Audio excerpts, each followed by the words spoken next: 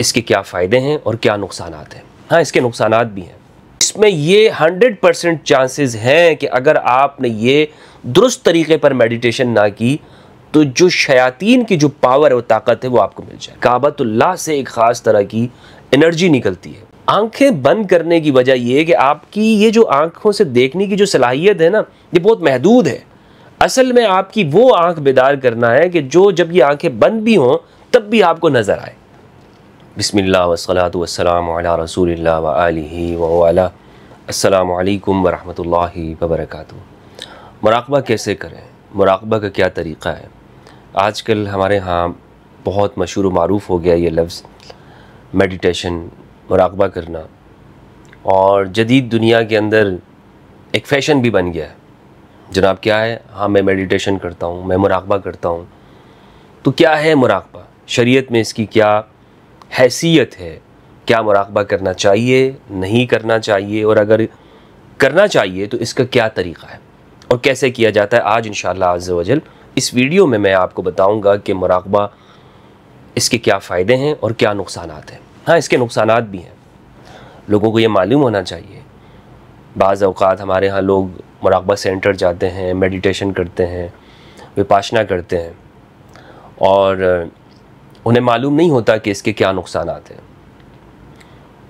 मुख्तलिफ़ सेंटर ये काम करवाते हैं, और जो ख़ास तौर पर बुद्धा फ़िलासफ़ी को मानने वाले हैं तो वहाँ पर, और इसी तरह हिंदू मत के अंदर भी ये काम किए जाते हैं।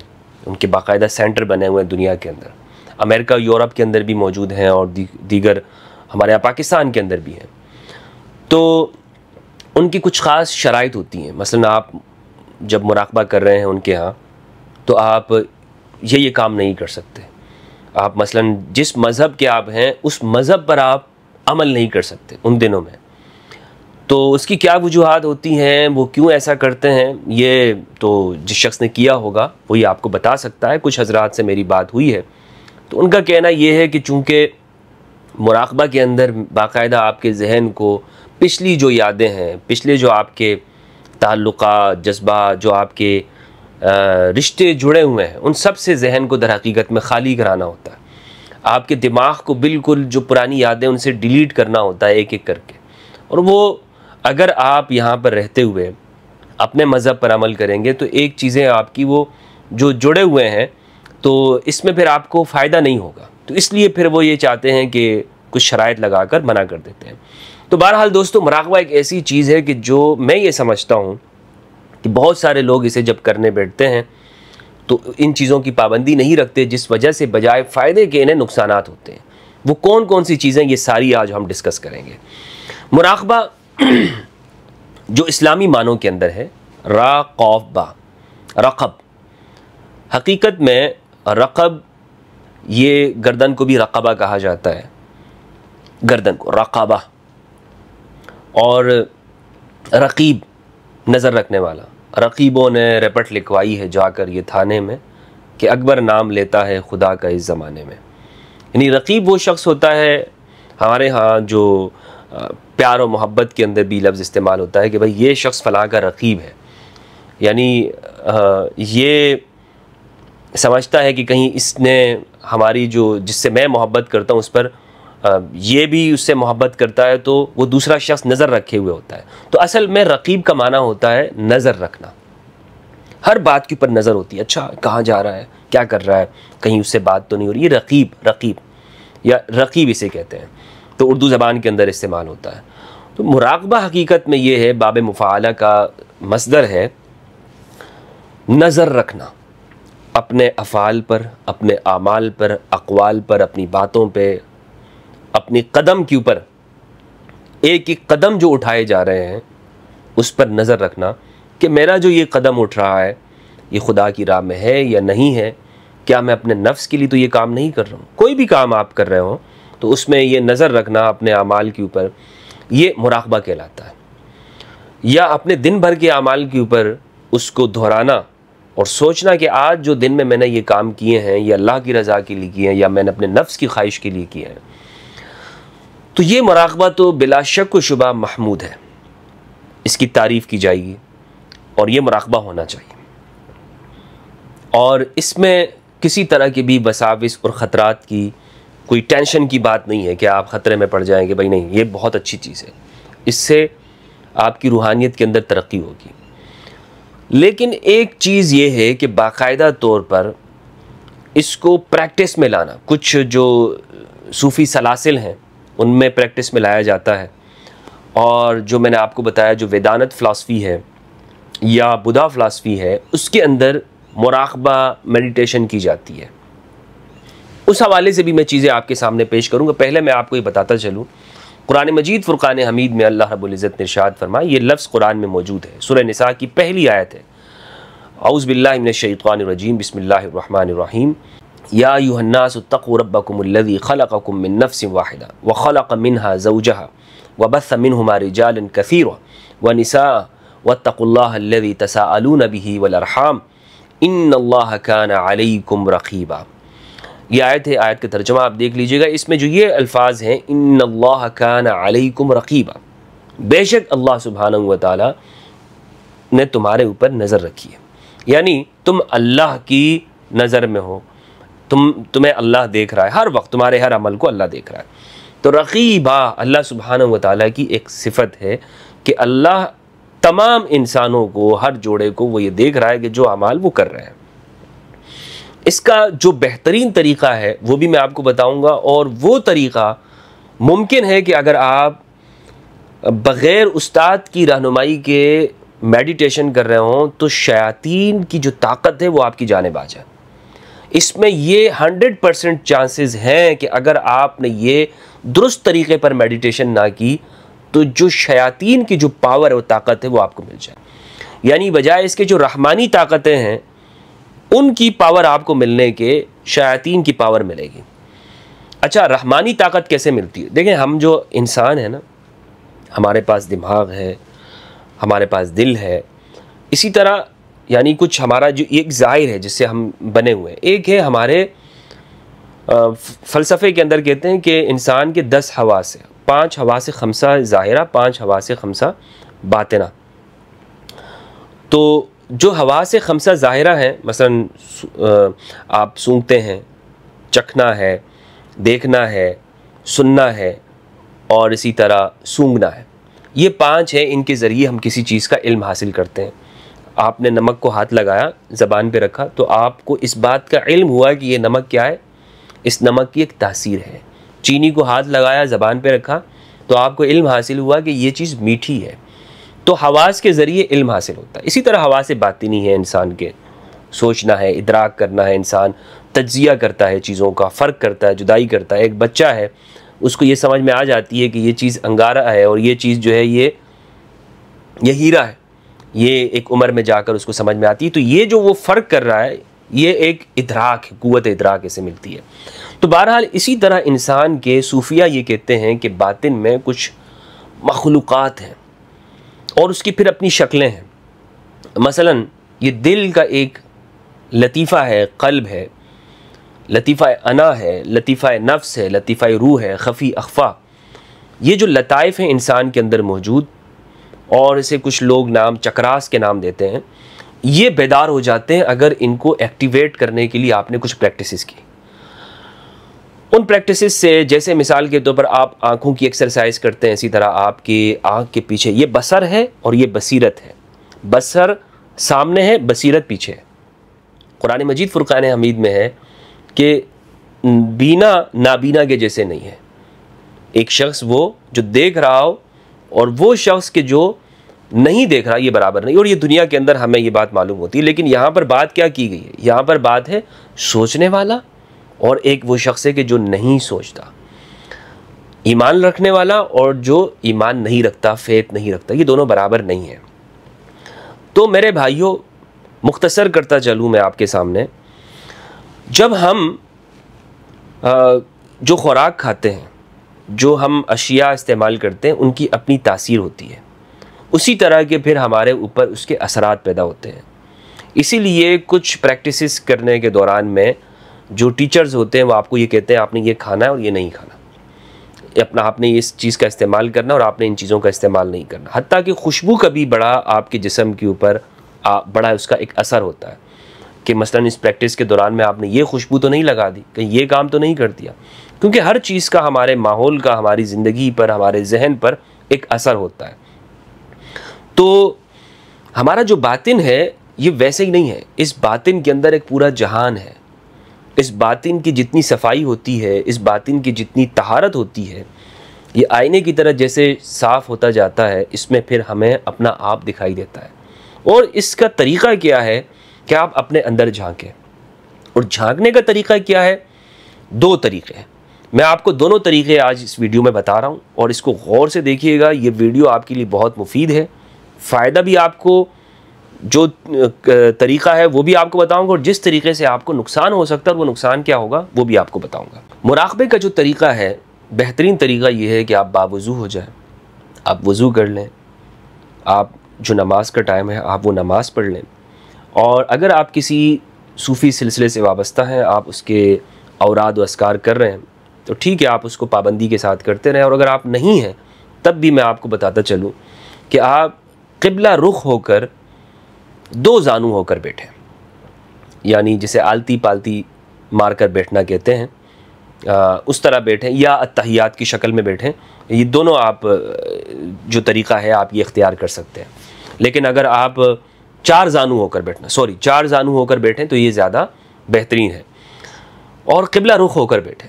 ये क़िबला रुख होना क्यों ज़रूरी है? क़िबला रुख होकर जब आप बैठते हैं तो जैसे हमें नमाज में हुक्म ये दिया गया है कि हम अपने चेहरे को क़िबला रुख करें, चेहरे को क़िबले की जानिब करें।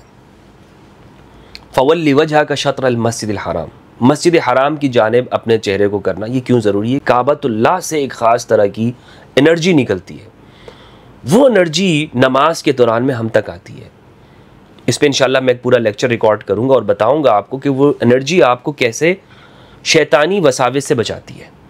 और फिर ये नमाज़ें जो हैं ये क्यों 5 वक्त की फ़र्ज़ की गई हैं, और सूरज का टाइम इसमें क्या अहमियत रखता है, सूरज के गुरूब होने के बाद की जो नमाज़ें हैं उसकी क्या इंपॉर्टेंस है, और क्यों सूरज के वक्तों में हमारी जो नमाज़ें हैं, 3 नमाज़ें हमारी सूरज के वक्तों में रखी गई, यानी फ़जर बिल्कुल इब्तिदाई टाइम, और ज़ोहर और असर, और 2 नमाज़ें वो हैं कि जो सूरज के गुरूब होने के बाद की, यानी मगरिब और इशा की है। इसमें फ़र्क है, इसीलिए आप देखें 2 फिर 4, 4 और फिर 3 और फिर 4, यानी जो फ़राइज़ हैं। तो ये एक पूरा इंशाअल्लाह टॉपिक है जिस पर मैं आने वाले वक्तों में आपके सामने गुफ्तगू करूँगा। यहाँ जो मैं बताने जा रहा हूँ कि आप क़िबला रुख होकर बैठें, वहाँ से आपको एनर्जी मिलेगी। तो जो हमारी एनर्जी हासिल करने का जो मंबा है ना, वो काबतुल्लाह है, वो क़िबला रुख होकर बैठना है। वहाँ से हमारे सीने में सीधा एनर्जी आती है। असल में अल्लाह की जो कुदसी जमात है उसे एक हज़ीरतुल क़ुद्स कहते हैं, जो इस कायनात का इंतज़ाम कर रहे हैं, जो फ़रिश्ते हैं जिसके अंदर मलाइका मुक़र्रबीन हैं, बाकायदा तौर पर वहाँ बैठे, उसे हज़ीरतुल क़ुद्स कहते हैं। यूँ समझ लें एक पूरी पार्लियामेंट है, वहाँ से पूरे फ़ैसले हो रहे हैं। जो तजल्लियात हैं अल्लाह सुब्हानहू व तआला की, वो काबतुल्लाह पर आती है, और वहाँ से हमारे क़ल्ब के ऊपर उसके असरात आते हैं। इसीलिए कुरान मजीद पढ़ते हुए ये कहा गया है कि जब तुम कुरान मजीद पढ़ो, फ़इज़ा क़रअतल कुरान फ़स्तइज़ बिल्लाह, जब तुम कुरान पढ़ो तो आऊज़ु बिल्लाह ज़रूर पढ़ो। ये जो कुरान है ना, इसकी भी एक एनर्जी है। ये कुरान अगर बग़ैर आऊज़ु बिल्लाह के पढ़ा जाए तो आपको फ़ायदा नहीं देगा। हाँ, आपको क्योंकि हुक्म दिया गया है कि आपने आऊज़ु बिल्लाह पढ़ना है। शैतान से पनाह मांगनी है अल्लाह सुब्हानहू व तआला की तरफ, कि शैतान के शर से पनाह, क्योंकि जैसे ही आप अल्लाह की जो ये ताकत है, कुरान मजीद के लफ्ज़ के अंदर रूहानी ताकत है, जैसे ही आप उसको छूने की कोशिश करेंगे तो शैतान की जो ताकतें हैं वो एक्टिव हो जाएंगी, वो आपकी जानिब मुतवज्जह हो जाएगी। इसीलिए कहा गया कि आप आऊज़ु बिल्लाह पढ़ें। तो एनर्जी मिलती है, नमाज से एनर्जी मिलती है, काबतुल्लाह से एनर्जी मिलती है, और कुरान मजीद से एनर्जी मिलती है, और वो एनर्जी वो आपके क़ल्ब पे असर करती है। ये जो क़ल्ब है दर हकीकत ये यूँ समझ लें ये तजल्ली गाह है, इस पर तजल्लियात आ रही होती हैं, इसी पर वो चीज़ें हैं। अगर हम ऐसे अमाल करते हैं कि जो सियाह अमाल हैं तो इस पर नुक्ते लगते जाते हैं, और फिर पूरा बदन उसी का हिस्सा बनता जाता है। और फिर इंसान बड़े से बड़ा गुनाह भी कर देता है तो कहता है मुझे तो कोई फ़र्क ही नहीं पड़ रहा। यार ये क्या हो गया, इन लोगों को इतना जुल्म करते हैं फिर भी इनके कुछ होता ही नहीं है, इनको सोच ही नहीं रहे, इसीलिए कि इनका क़ल्ब जो है वो मुर्दा हो चुका होता है अपने मफादात के अंदर, अपनी खुदगर्जियों में। काबतुल्लाह की जानिब रुख करके बैठे और अपनी आंखें बंद कर लें, और जब तक आप मुराक़बे में हैं अपनी आँखों को आपने नहीं खोलना, क्योंकि ये जो आँखें जो ज़ाहिर से देखने वाली हैं, जो सूफ़ी मास्टर होते हैं वो आपको मना करते हैं कि आपने आंखें नहीं खोलनी।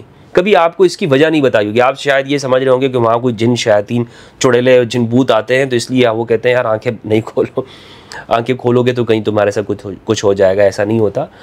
आंखें बंद करने की वजह ये है कि आपकी ये जो आंखों से देखने की जो सलाहियत है ना, ये बहुत महदूद है। असल में आपकी वो आंख बेदार करना है कि जो जब ये आंखें बंद भी हों तब भी आपको नज़र आए। ये प्रैक्टिस है। और ये मलका आप जब मुराकबा करते हैं, आप आंखें बंद करते हैं, जैसे यानी इन आंखों को बंद करके आप चीज़ें देख रहे हो, कैसे होगी आपकी ये सलाहियत? जब तक कि आप वो प्रैक्टिस नहीं करेंगे। बहुत सारे लोग भी होते हैं कि जो आंखें बंद करके चल फिर रहे होते हैं, आप कहते हैं भाई ये कैसे चल फिर रहे हैं, क्योंकि वो प्रैक्टिस कर चुके होते हैं। तो जब आप आंखें बंद करते हैं, आंखें बंद कर लें और काबतुल्लाह की जानिब आपने रुख कर लिया मस्जिद हराम की तरफ। अब आप अपने दिल की धड़कन को सुने और आप अपनी सांसों के ज़रिए से अल्लाह के लफ्ज़ को अपने अंदर उतारें। अपनी धड़कन की जो धड़कना है उसमें ये महसूस करें कि ये आपका जो दिल है ये हर धड़कने के साथ ये अल्लाह अल्लाह कह रहा है। आप देखेंगे कि कुछ वक्त तक जब आप ये प्रैक्टिस कर रहे होंगे, आपकी इस प्रैक्टिस से ये एक्टिव हो जाएंगे। वो चीज़ें कि जो अभी तक मुतहर्रिक नहीं है, अभी तक अपना फंक्शन नहीं कर रही हैं, काम नहीं कर रही हैं, वो काम करना शुरू हो जाएंगी और आपकी जो बातिन की आँख है वो बेदार हो जाएगी। कुछ लोग यहाँ ये कहते हैं कि सिक्स सेंस उसको कहते हैं, या जनाब ये वो प्रैक्टिस है कि जो आँख बेदार हो गई है और मुझे कुछ मतलब कोई रूहानी ताकतें हासिल हो गई हैं। ये मैं आपको हकीकत में बताऊं बात कि ये जो कश्फ है ना, कश्फ कोई ऐसी कोई बड़ी चीज़ नहीं होती। कश्फ आपको 2 से 4 क्लासेस के अंदर आपको हासिल हो जाएगा, लेकिन कश्फ आपकी जो रूहानी मरातब है ना उसमें नुकसान देने वाला होता है।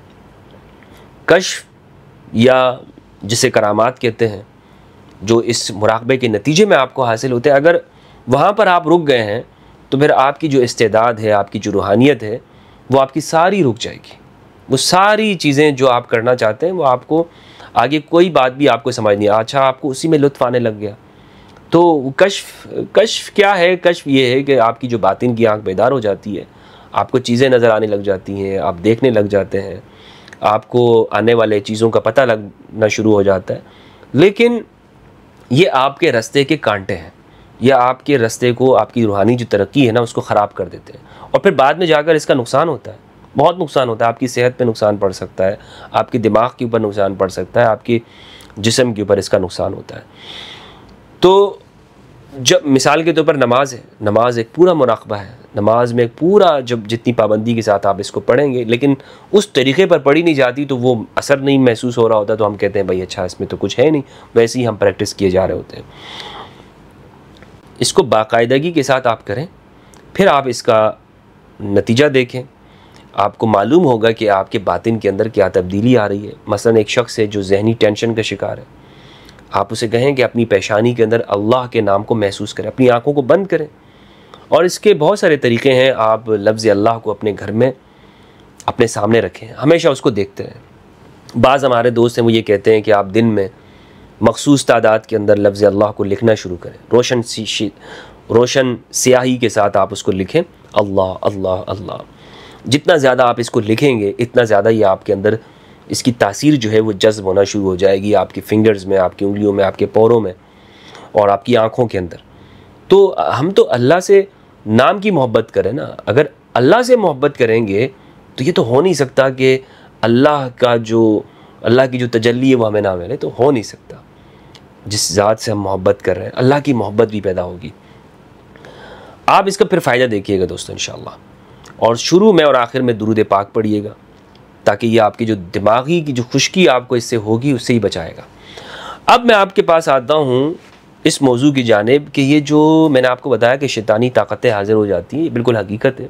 अगर मास्टर की निगरानी में ना हो या आप इसको अपने उस्ताद के साथ, सूफ़ी मास्टर के साथ शेयर नहीं कर रहे हैं, होता ये है कि जब आप मुराक़बा करते हैं, मसलन जिस तरह ये जो मेडिटेशन करवाते हैं, इसमें ये आपको एक ख़ास तरह की प्रैक्टिस करवाते हैं।